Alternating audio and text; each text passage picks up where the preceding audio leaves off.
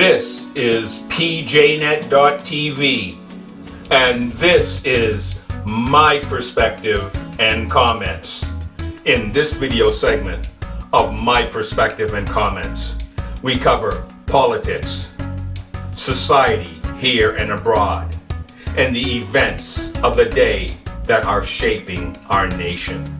PJNET.TV, my perspective and comment, coming to you with a worldview, one nation under God. Hello and welcome to My Perspective and Comments. And as we have been discussing in My Perspective and Comments at the beginning of this video is over the last 18 plus months has been COVID updates. So I just would like to, at this point, just go over, some things that have been taking place here over this past few days and week. We have right now Project Veritas is at it again, and they have been talking to some Pfizer employees, and I'll tell you what, I'd like to get into some detail. Oh, I forgot. We're on uSensorTube.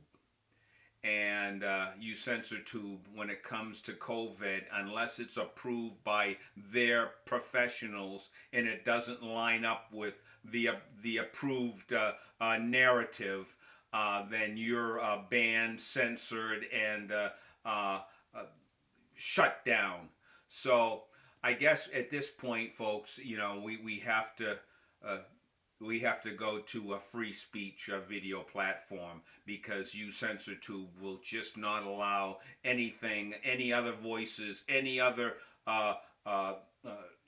professionals that come forth that doesn't line up with their approved narrative. Questions that people might have, like have Dr. Fauci has been asked, like, what about natural immunity, Dr. Fauci? Where does that come into play, and what's the efficacy? I'm sorry, uSensorTube, that they don't want those questions to be asked. So at this point, we'll have to go to a free speech video platform, and where we can discuss that, because we can talk about what's been seen in Israel, one of the highly vaccinated population right now, and we can glean some information from them, because they've asked, and they have some answers to those questions that uSensorTube won't allow people to talk about. So again, we'll be taking a look at some of those questions and some of the information that is coming forth that are answering some of those questions that uSensorTube won't allow on their censored platform. But we will be talking and sharing a little bit more in detail on the Rumble video platform. But at this point, I'd like to talk a bit about what's been taking place here in the news. We've heard a lot about January 6th and what took place there, and you heard the outcry of people talking about terrorists, and they stormed the Capitol. But information is coming out now that you've seen pictures of the Capitol Police ushering and waving some people in. And we've heard about people that are locked up, that have been locked up for several months. And the outcry from the left on what these Trump supporters were doing, and they're terrorists. Well, I guess what we need to ask ourselves is, if you listen to the left's talking point, there were some terrorist activities that took place this past week. And you ask, what am I talking about? Well, we had terrorist activities in Arizona. We had terrorist activity West Virginia.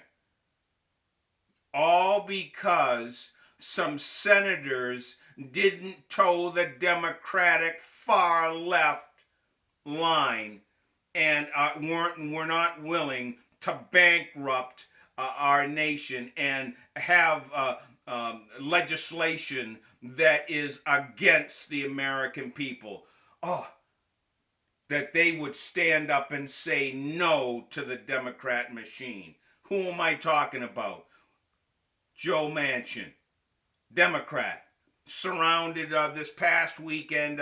He was on a boat, and you had these, if you listen to the left, sure sounds like terrorists to me. If you listen to their talking points when it comes to who they would want to paint with a black brush as terrorists, and terrorists in Arizona following Kirsten Gillibrand into the bathroom. Not a woman, not just a woman, a man in there taking the video.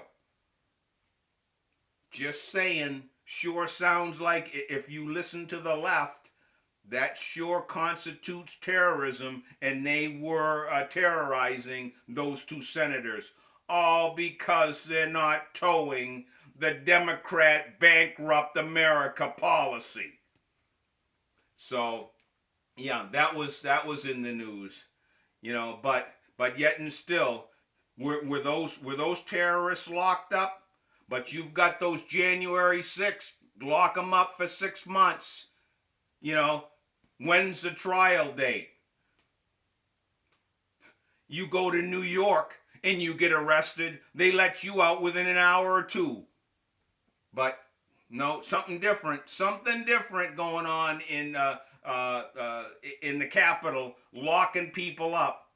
Sure sounds like a political vendetta. Anything that might be tied to President Trump, you've got to break people,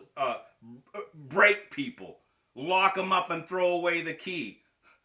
Justice, trial, I guess that goes by the wayside if you're not towing the liberal line. All anything that has to do with justice, if you're not towing the Democrat line, hey, you're the enemy. And that's what we're seeing here playing out right now. But Pelosi pulling out all the stops. Joe Biden pulling out all the stops. In fact, Joe Biden weighed in and said, "Hey, that's just part of that's the politics. They're senators. They signed up for it. Well, what about you, Joe? Hey, I've got Secret Service. Puts me in a whole different ball game. Hey, I got Secret Service. No one's going to terrorize me. Whole different situation when it comes to the elites, the Pelosi's or the Bidens, the Harrises. But we see these two senators, Democrat senators, pushing back against this $3.5 trillion that is loaded with mess in the bill that hurt Americans. And when you talk about wasteful spending, you're seeing a lot of it in that particular bill. The Epoch's News this past week had reported from a representative and bringing to the fact of the security officials have determined that that August 26th bombing, the Kabul bomber, and this particular bomber was known as a member of the ISIS-K terrorist group, and this particular individual the bomber, was detained at Bagram prison and was released with thousands of others just days before he made that deadly attack.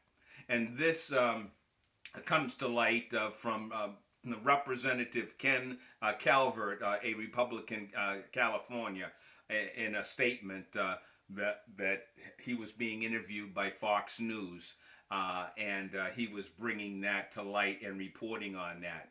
Now, Culvert, Representative Culvert, he is a member of the House Appropriations Subcommittee on Defense, and that's the committee that he is on.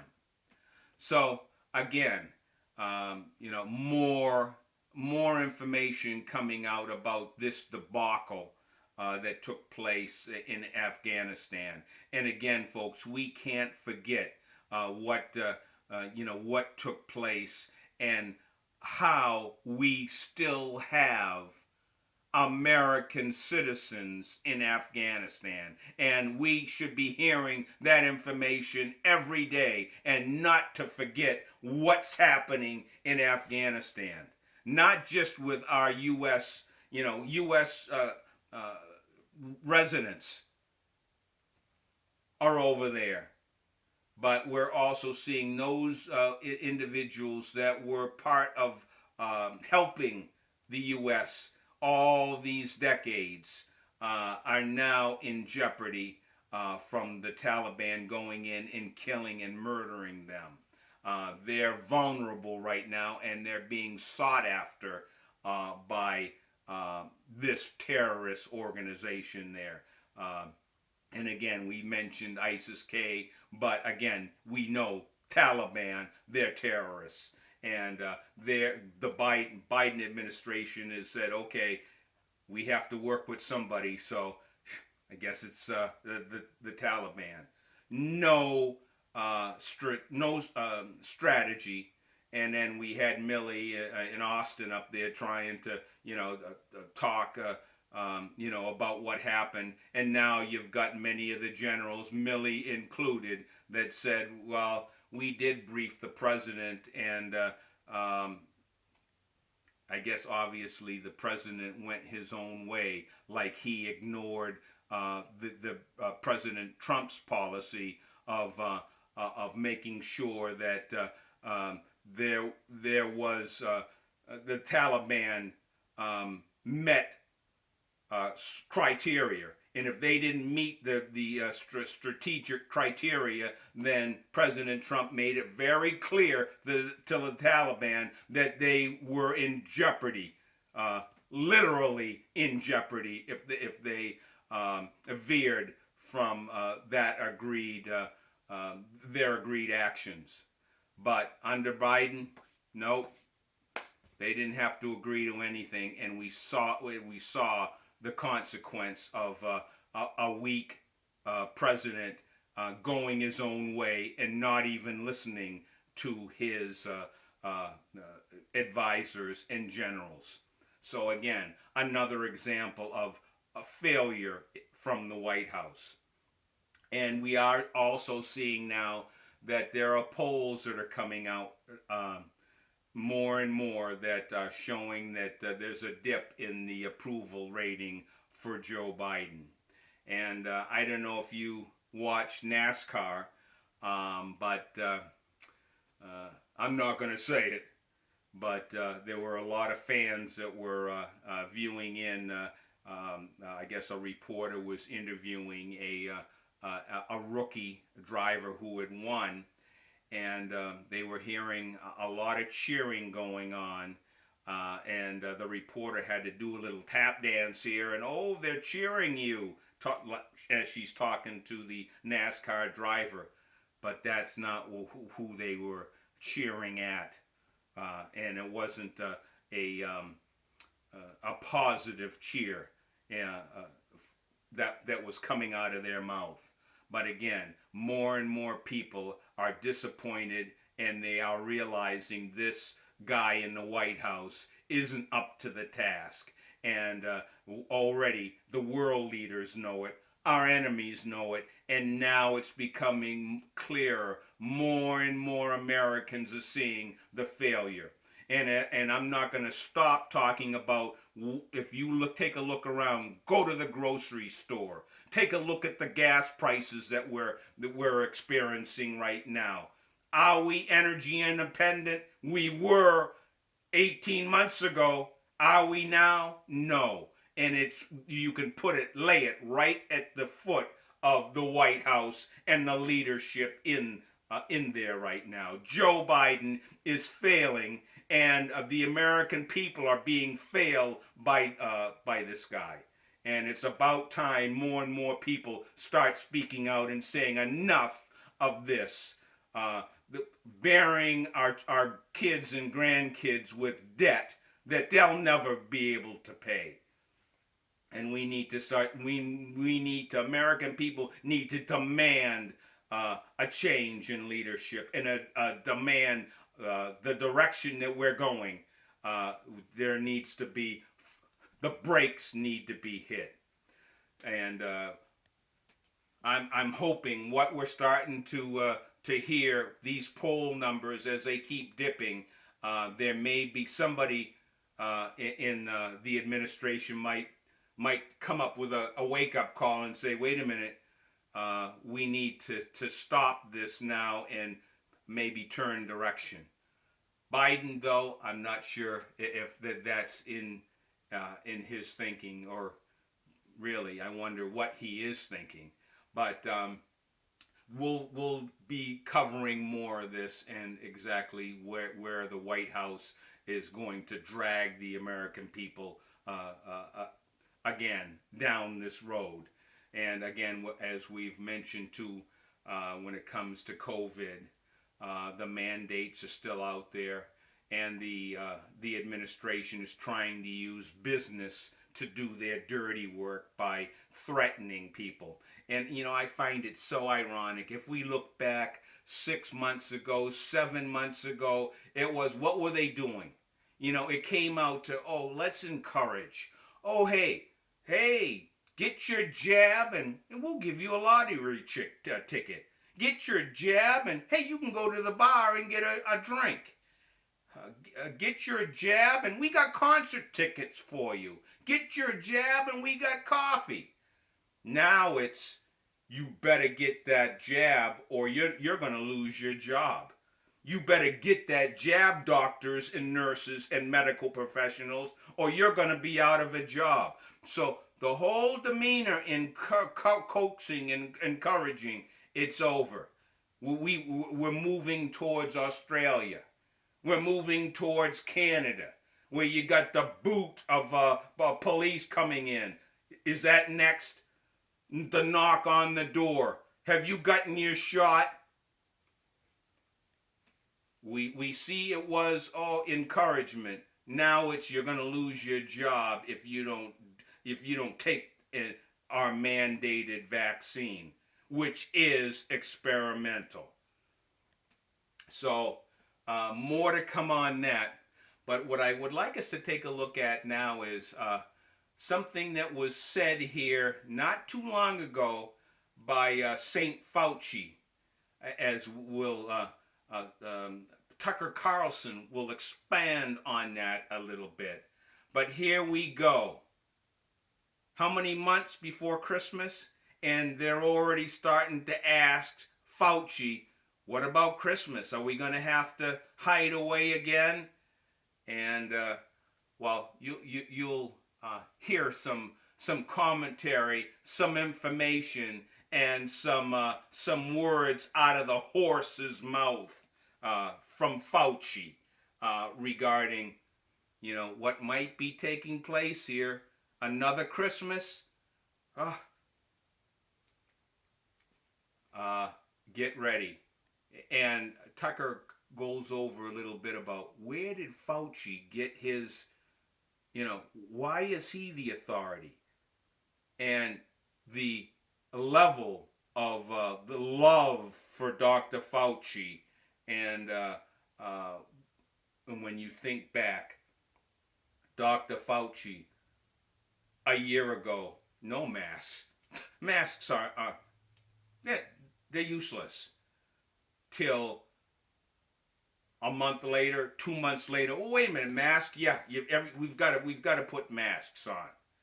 And what we have seen out of this guy's mouth for the last 18 months, do this, no, that's not right. Do that, no, that's not right. We've seen the goalposts being moved, and now we're seeing him being asked again, what are we going to do, Dr. Fauci, about Christmas? Are we going to be able to see our family? Tucker will take a closer look at that and what Dr. Fauci had to say.